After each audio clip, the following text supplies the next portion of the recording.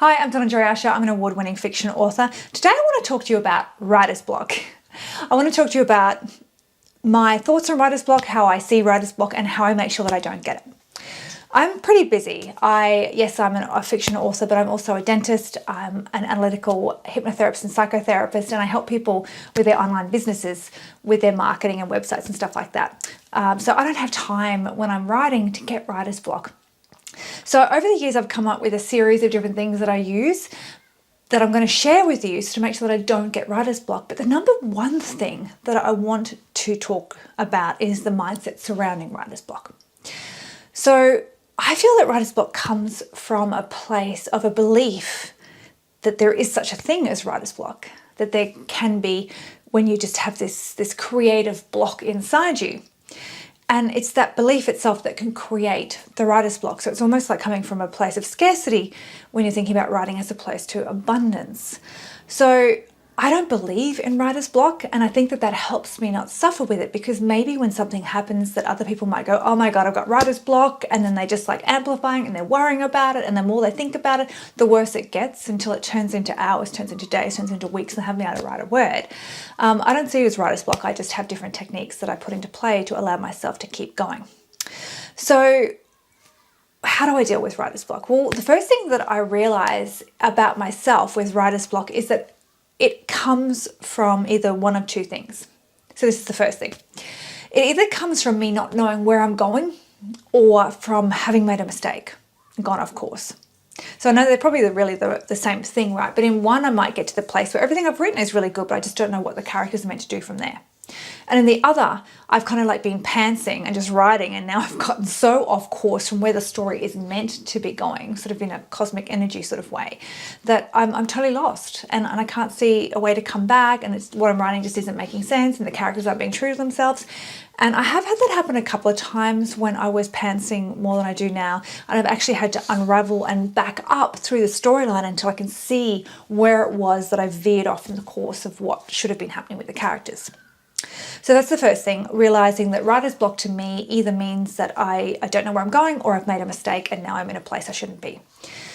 So the second thing then is to stop that from happening, to stop myself from having those two things happening, is to, when I sit down to write, I have plot points plotted out. So I kind of know this happens, and then at some stage this happens, and then at some stage this happens, and then this is how it ends. That may be all I know, like maybe 5 things, maybe 5 scenes I've created in my head that I want to splice into this somehow. And then I'm basically going from point A to point B and then finding out what happens on the way. So I'm not a total pantser, but I'm also not a total plotter. I'm somewhere in between. I like to give my story a framework to work off without colouring in fully before I start, because sometimes you choke the chicken when you do that. You take the creative spirit out of it when you're trying to control it all before you even start. And there is magic in the writing itself. There is magic in that sitting down and letting it happen. And I don't want to stop that magic from happening, because I think that when a book really comes to life, it's when the author has taken their, almost like let go and just let the story happen. Okay, so that's my second way I do it. I have my plot points, and that also helps me stop from having a soggy middle to my story. So rather than having like a 3-act play where they talk about, you've got the beginning, you've got the middle, you've got the end, but often when that happens, you end up with this like bridge that sags in the middle, and the middle is quite uninspiring. I like to have these solid plot points all the way along, so we've got this tight storyline going. So the next thing I do is that I let the characters play in my mind. Look, honestly, I used to worry when this started happening, when they would come in, they would start talking to each other. It sounds like I'm schizophrenic, isn't it? Maybe I am. Hey, who knows? The characters would be talking to each other in their mind, and I would start to worry, oh my God, I'm missing something. Like they'd be having this spirited dialogue, or they'd be having an argument, or they'd be like, teasing each other. And I would be like, oh my God, this is really good. And I would want to write it down. And then one day I just relaxed on it, and I just started letting them play. I started letting them write. It often happens when I'm showering, or when I'm doing something where I don't need to be concentrating on something else. The characters come out to play. And what I realize now is happening with this is that it's actually strengthening the 3-dimensionality of the characters. I mean, they exist in my head in full form, and they're strengthening their identity and almost like creating themselves in my head without me having to do anything, so that when I do start writing, I know what their voice is. I know what their opinions are. I know how they would react to something, because I've been doing it in my head for quite a while. The other thing that happens when I let the characters play without having to get it all down now is that the story, it's almost like I'm simmering the story in my head.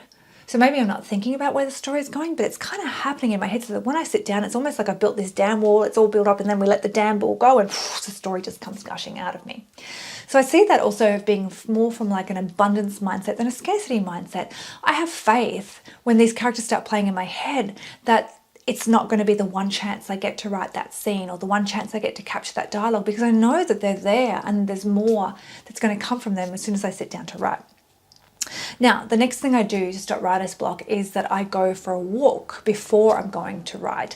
So I'll go for a walk with my dogs, I'll enjoy the day, I'll relax, and then I'll work through in my head the story up to where I am now, like going through it and enjoying it as if I was reading it, seeing if maybe there was anything else that I had left out. And then what happens is that when I get to where I've finished writing, the story actually keeps going. And I know where it's going. So when I sit down, I know what the next thing that I have to write about is. So this leads into the next thing I do to stop writer's block, which is kind of, it's called anchoring. So I anchor. So I give my brain a set of things so that it knows, oh, now we're writing. So I go for a walk, I let it play in my head, but then I might, I always sit at the same place when I'm writing, make myself a cup of tea, almost like a ritual, so that your brain knows this is what we do when we write. Now we've done it, now let's sit down and write. And that might seem funny, but it's very powerful, this anchoring thing. And I know sometimes, you might want to have a different location or you might go to a cafe, but quite frankly, I often end up getting distracted when I'm doing that. And I'm often doing that when I'm not wanting to write, or I'm uncomfortable, I'm not wanting to do the hard work, and I'm using that. I'm letting my logical brain kick in and distract me with this very logical argument of, oh, why don't you have a change of scenery, or why don't you go to a nice cafe and write, like, in the movies. When in reality, I get less work done when I do that, because one, it's taking me the time to travel there. Two, I'm getting distracted while I'm there by different things. So when I just anchor myself, sit down and write, I get it done. And as I said, I don't have a lot of time. When I write, I've got to write. I might give myself an hour to get, 1,000, 1,500 words done. So when I sit down, I want to get it done. Okay, so the next thing I do to make sure that I don't get writer's block, or if I can feel that I'm a little bit stumped about where to go, is I ask myself questions. I ask myself quality questions. What happens next is a really good one. So what happens next? And I might ask myself, oh, why did she do that? Or why would she want that? Or where are they going? Or why are they? These different what, where, why, when questions. And it's amazing how when you ask yourself the question, the answer will come. So sometimes if I'm really struggling, I just imagine that my mind is like a very, very still lake, and then I'm dropping pebbles in, and then I'm waiting for the ripples to occur. So I'll ask the question, is the pebble, what happens next? And then the answer will come in the ripples. Why did she do that? And I do that a lot actually when I'm working out the original idea for the book, the concept for work, and the plot points for the book. I ask myself lots of questions, and sometimes then I will go to a cafe. I'll sit there and sit outside in the sun, and I'll just ask myself questions and just make notes. So that's one way that I make sure that I never get to the point where I don't know what's happening next or have writer's block. Okay, the last thing that I do is I realize that the story is coming through me, not from me. So I open myself up to the story and it comes through me, and that takes away all self-doubt, like all doubt in my own abilities, in my own skill, things that would maybe constrict and stop the flow of the words because I'm worried that I might not get it right, or I might not have the words today, I might not this, or I might not that. By realizing that the story flows through me and not from me, I'm taking myself out of the equation. It's almost like I'm just transcribing. I'm just a script, like just writing as the story comes through me. And there's a lot of freedom in that, because it's taking a lot of the pressure and the burden off me to be the one that's producing the story. And perhaps I am the one producing the story. Perhaps it's not coming through me, but when I view it that way, it does. The story comes through me, not from me.